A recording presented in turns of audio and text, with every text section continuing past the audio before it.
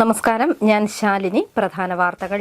കാഞ്ഞിരപ്പള്ളിയിൽ നിന്നും കുട്ടിയെ തട്ടിക്കൊണ്ടുപോയെന്ന പ്രചരണം പോലീസ് നടത്തിയ മോക്ക് ഡ്രിൽ. പോലീസിന്റെ മോക്ക് ഡ്രില്ലിൽ നട്ടം തിരിഞ്ഞ് നാട്ടുകാർ. പുതുചരിത്രം കുറിച്ച് അഗ്നിരക്ഷാസേന. കോട്ടയം ജില്ലയിൽ 3 വനിതാ അംഗങ്ങൾ. കോട്ടയം ഫയർ സ്റ്റേഷനിൽ ചാർജ് എടുത്ത് 2 പേർ. മറ്റൊരാൾ ഏപ്രിലിൽ സേവനം തുടങ്ങും.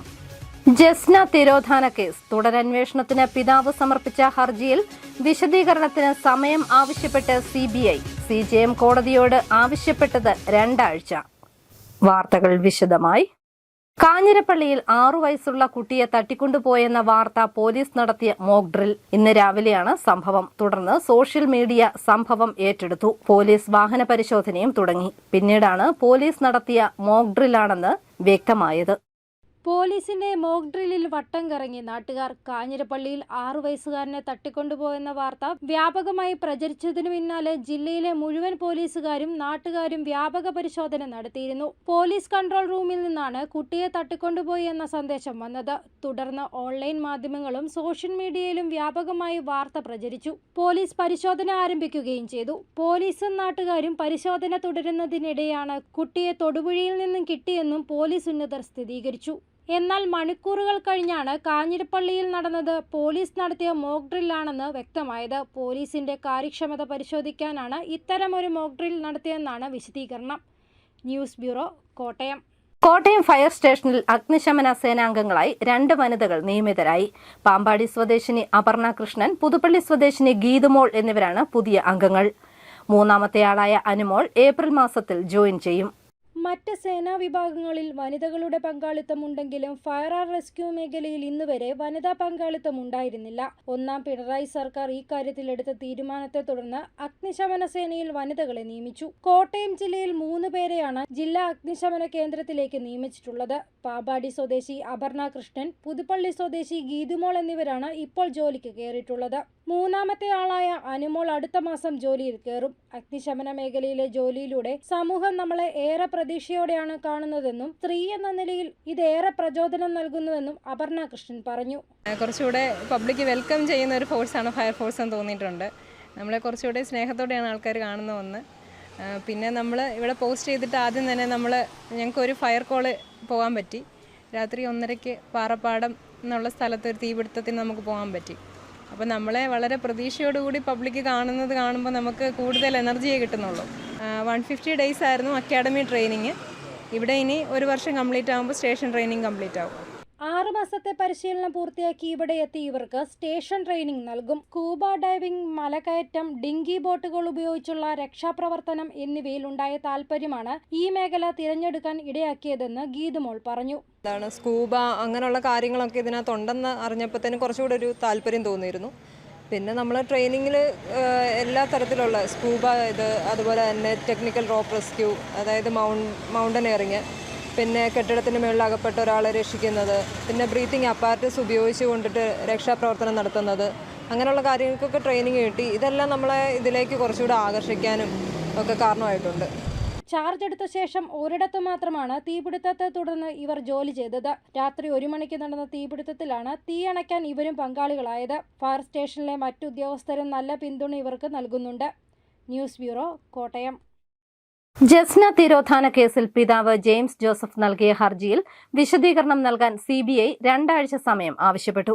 വിശദമായ അന്വേഷണം നടന്നില്ലെന്നും തുടരന്വേഷണം വേണമെന്നും ആവശ്യപ്പെട്ട് ജസ്നയുടെ പിതാവ് ഹർജി നൽകിയിരിക്കുന്ന സാഹചര്യത്തിൽ CBIയുടെ വിശദീകരണ റിപ്പോർട്ടിന് ഏറെ പ്രാധാന്യമുണ്ട്.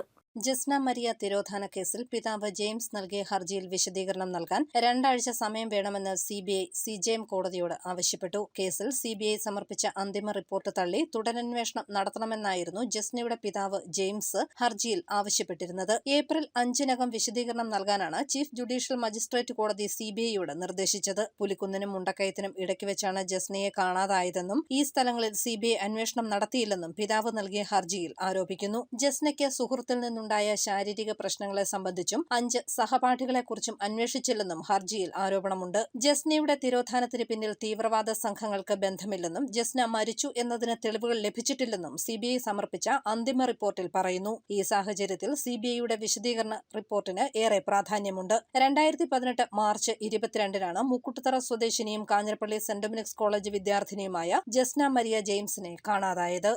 News bureau, Ponkunnam. പാലാ ഭരണങ്ങാനം ചിറ്റാനപ്പാറയിൽ കാറും ക്രെയിനും കൂട്ടിയിടിച്ച് 2 കോളേജ് വിദ്യാർത്ഥികൾക്ക് പരിക്കേറ്റു. പാമ്പാടി സ്വദേശി ജെയിംസ് മാത്യു, പാലാ സ്വദേശി അമൽ എന്നിവർക്കാണ് പരിക്കേറ്റത്. ഭരണങ്ങാനം ചൂണ്ടച്ചേരി റോഡിൽ ചിറ്റാനപ്പാറ കുരിശുപള്ളിക്ക് സമീപം ചൊവ്വാഴ്ച രാത്രിയിലായിരുന്നു അപകടം. പരിക്കേറ്റ ഇരുവരെയും ചേർപ്പൊങ്കൽ മാർസ്ലീവ മെഡിസിറ്റിയിൽ പ്രവേശിപ്പിച്ചു.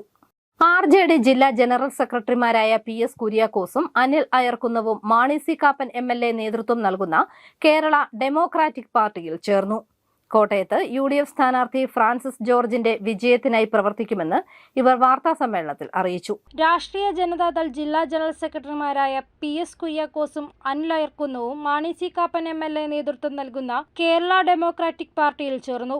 ഒരു MLA ഉള്ള LDF-ലെ ഘടകകക്ഷിയായിട്ടും മറ്റു കക്ഷികൾക്കെല്ലാം മന്ത്രിസ്ഥാനം ഉൾപ്പെടെ നൽകിയിട്ടും RJD-യെ തഴയുകയാണ് ഇടതുമുന്നണിയെന്ന് ഇവർ പറയുന്നു. പാർലമെന്റ് തെരഞ്ഞെടുപ്പിൽ അർഹതപ്പെട്ട ഒരു സീറ്റ് പോലും LDF നേതൃത്വം നൽകിയില്ല. മറ്റു ജില്ലകളിൽ നിന്നും ഭാരവാഹികളും പ്രവർത്തകരും LDF-ൽ നിന്നും രാജിവെച്ച് പുറത്തുവരും. കോട്ടയത്ത് UDF സ്ഥാനാർത്ഥി ഫ്രാൻസിസ് ജോർജിന്റെ വിജയത്തിനായി പ്രവർത്തിക്കുമെന്നും PS കുര്യാക്കോസും അനിൽ അയർക്കുന്നവും പറഞ്ഞു.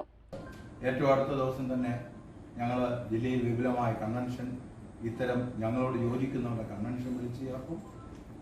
വേറെ ഒരു മാർഗവുമില്ലാത്തതുകൊണ്ടാണ് ഈ ഇലക്ഷൻ സമയത്ത് ഞങ്ങൾ ഈ സംവിധാനമായി മാണി സി കാപ്പൻ്റെ നേതൃത്വത്തിലുള്ള പാർട്ടിയിൽ ചേരാൻ തീരുമാനിക്കുന്നത്. നിങ്ങളുടെ എല്ലാവിധ സഹായവും സഹകരണവും ഉണ്ടാകണമെന്ന് അപേക്ഷിക്കുന്നു. വാർത്താ സമ്മേളനത്തിൽ സോണി കുട്ടമ്പേരൂർ, അജി വേണുഗോപാൽ എന്നിവരും പങ്കെടുത്തു.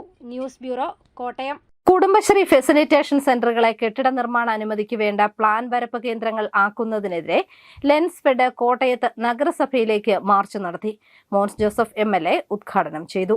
ലെൻസ്ഫെഡിന്റെ നേതൃത്വത്തിൽ സിവിൽ എഞ്ചിനീയർമാരും സൂപ്പർവൈസർമാരും കോട്ടയം നഗരസഭയിലേക്ക് മാർച്ച് നടത്തി. ലെൻസ്ഫെഡ് എഞ്ചിനീയേഴ്സ് ആൻഡ് സൂപ്പർവൈസേഴ്സ് ഫെഡറേഷന്റെ നേതൃത്വത്തിലായിരുന്നു മാർച്ച് സംഘടിപ്പിച്ചത്. കെട്ടിട നിർമ്മാണ പ്ലാനുകൾ വരയ്ക്കാനുള്ള അവകാശം കുടുംബശ്രീ ഫെസിലിറ്റേഷൻ സെന്ററുകളെ ഏൽപ്പിക്കാനുള്ള തീരുമാനത്തിൽ പ്രതിഷേധിച്ചായിരുന്നു മാർച്ച്. സർക്കാരിന്റെ തീരുമാനം തങ്ങളുടെ തൊഴിലിന് ഭീഷണിയായി മാറുമെന്ന് ആരോപിച്ചായിരുന്നു സമരം നടന്നത്. മോൻസ് ജോസഫ് MLA സമരം ഉദ്ഘാടനം ചെയ്തു. പ്ലാൻ വരപ്പ് കേന്ദ്രങ്ങളാക്കാനുള്ള നടപടി ഗവൺമെന്റ് എടുത്തിരിക്കുന്നത് തികച്ചും ഭാവനാശൂന്യമായ ഒരു നടപടിയാണ് എന്നതിൽ യാതൊരു സംശയവുമില്ല. സാങ്കേതിക വൈദഗ്ധ്യത്തോടെ ചെയ്യുന്ന ഒരു കാര്യം യാതൊരു സാങ്കേതിക പരിചയവും ഉണ്ടെന്ന് ഉറപ്പില്ലാത്ത ഒരു വിഭാഗത്തിന്റെ കയ്യിലേക്ക് കൈമാറിയാൽ അതുകൊണ്ടുണ്ടാകാൻ പോകുന്ന പ്രത്യാഘാതങ്ങളും പ്രതിസന്ധികളും ഏതെല്ലാം വിധത്തിലാണ് എന്ന് സാമാന്യഗതിയിൽ നമുക്ക് വിലയിരുത്താവുന്നതാണ്. ലെൻസ്ഫെഡിന് അവരുടെ തൊഴിൽ സുരക്ഷിതത്വവുമായി ബന്ധപ്പെട്ട് ഉന്നയിക്കുന്ന പ്രശ്നം വളരെ ഗൗരവമുള്ളതാണ്.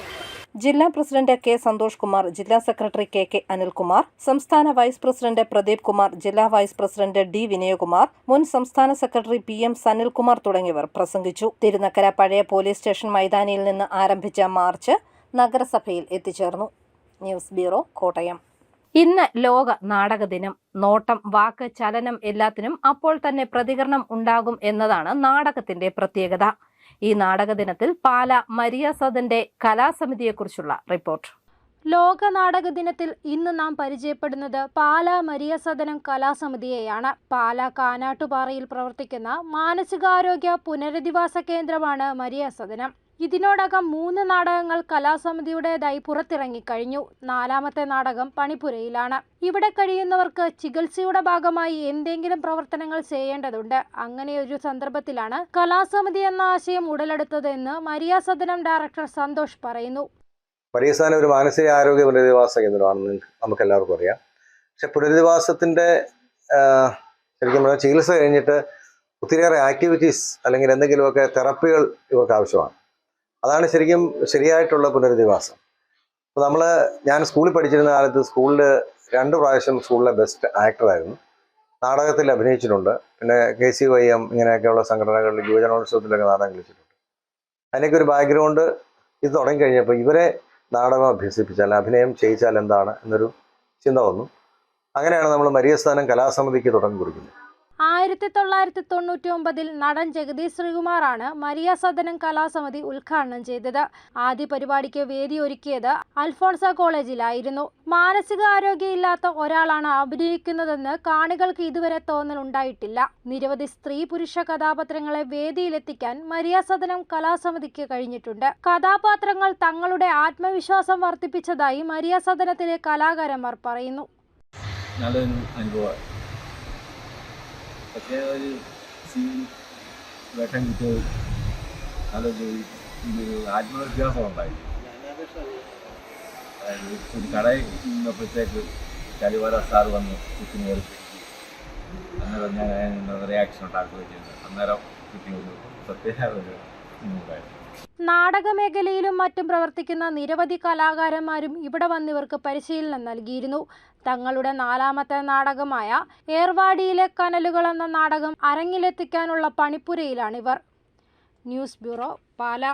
അറിയിപ്പ്: സംസ്ഥാന സർക്കാർ സ്ഥാപനമായ LBSന്റെ പാമ്പാടി ഉപകേന്ദ്രത്തിൽ ഏപ്രിൽ 3 ആരംഭിക്കുന്ന data entry and office automation, web design, Photoshop, Python, programming, Tally എന്നീ അവധിക്കാല കോഴ്സുകളിലേക്ക് അപേക്ഷിക്കാം. ഹൈസ്കൂൾ വിദ്യാർത്ഥികൾക്കും SSLC+2 ഡിഗ്രി ഫലം കാത്തിരിക്കുന്നവർക്കുമാണ് അവസരം. വിവരങ്ങൾക്ക് ഫോൺ 048125059000.